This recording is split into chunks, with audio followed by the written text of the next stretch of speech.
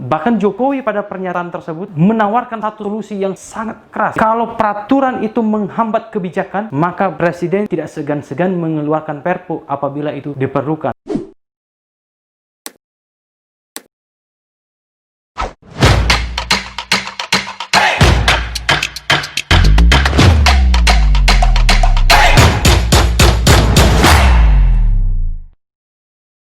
Pro Justisia, selamat datang di channel Vincent Man. Sobat Vincent Man, kali ini akan membahas terkait dengan isu yang sedang viral-viralnya di media sosial, di YouTube, dan saya akan mengelaborasinya dalam satu kata, dilema. Apa itu dilema? Dialektika, problematika, dan edukasi terkait dengan pernyataan Presiden Jokowi kita pada sidang terbatas kabinet yang ditayangkan di YouTube Sekretariat Negara pada tanggal 28 Juni 2020. Sebetulnya kalau kita lihat di YouTube tersebut, itu pernyataan Jokowi pada tanggal 16 Juni 2020. Kurang lebih baru ditayangkan 2 minggu lebih. Publik sebetulnya bertanya-tanya kenapa kemudian baru dipublikasikan ya, rapat terbatas tersebut, khususnya terkait dengan pernyataan Jokowi yang dapat dilihat sangat tegas pada saat itu. Pertaruhkan reputasi politik saya untuk 267 juta rakyat kita, negara. Bisa aja membubarkan lembaga, bisa aja reshuffle,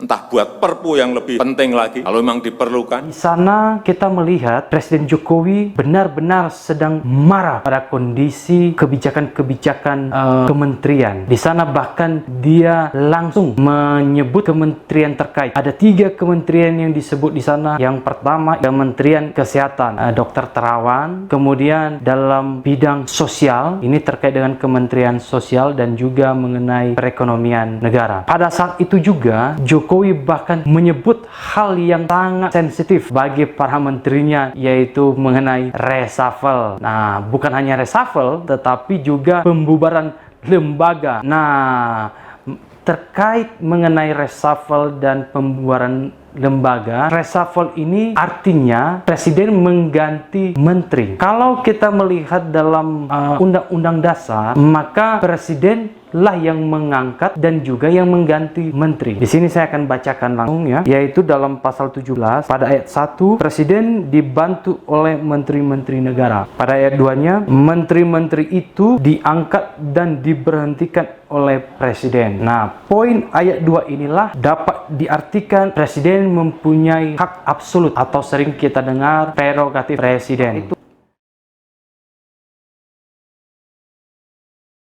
Hak absolut Presiden yaitu mengangkat dan memberhentikan menteri-menterinya.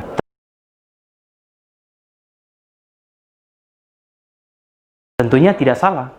Jokowi punya hak sebagaimana tertuang dalam pasal 17 ayat 2. Itu menjadi menarik karena Presiden betul-betul menyebutkan lembaga terkait yang membuat Presiden jengkel. Di mana salah satu yang spesifik disebut Presiden Jokowi adalah Kementerian Kesehatan. Bahkan Presiden Jokowi juga menyebut angka yang cukup fantastik ya, yang luar biasa, yaitu 75 triliun. Dan juga Presiden Jokowi menyebutkan penggunaan anggaran tersebut hanya 1,53%.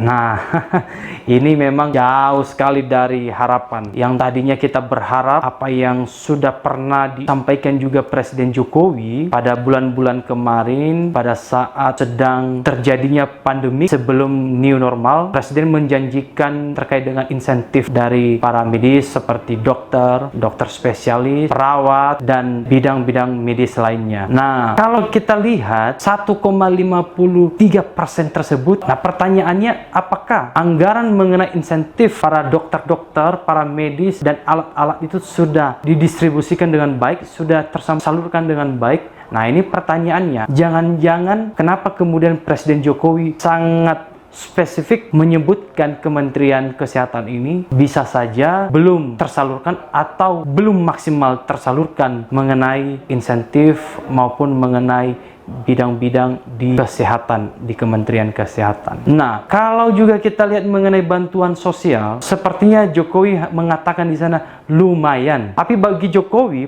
poin penting yang dia sampaikan pada saat itu adalah ini keadaan extraordinary, suatu keadaan luar biasa, maka kebijakan-kebijakan itu juga kebijakan luar biasa. Bahkan Jokowi pada pernyataan tersebut menawarkan satu solusi yang sangat keras, yaitu Perpu. Kalau peraturan itu menghambat kebijakan, maka Presiden Jokowi tidak segan-segan mengeluarkan Perpu apabila itu diperlukan. Bahkan Perpres, peraturan presiden, bahkan juga peraturan menteri, itu silakan hanya untuk atau demi kemaslahatan rakyat Indonesia yang jumlahnya 267 juta. Nah, itu satu hal. Kedua, yang juga sangat sensitif sebetulnya mengenai pembubaran lembaga. Ini jarang sekali kita mendengar terkait dengan pembubaran lembaga. Tapi kalau kita lihat dalam pasal 17 Undang-Undang Dasar kita juga, dalam ayat 4 menyebutkan pembentukan, pengubahan, dan pembubaran Kementerian Negara diatur dalam undang-undang.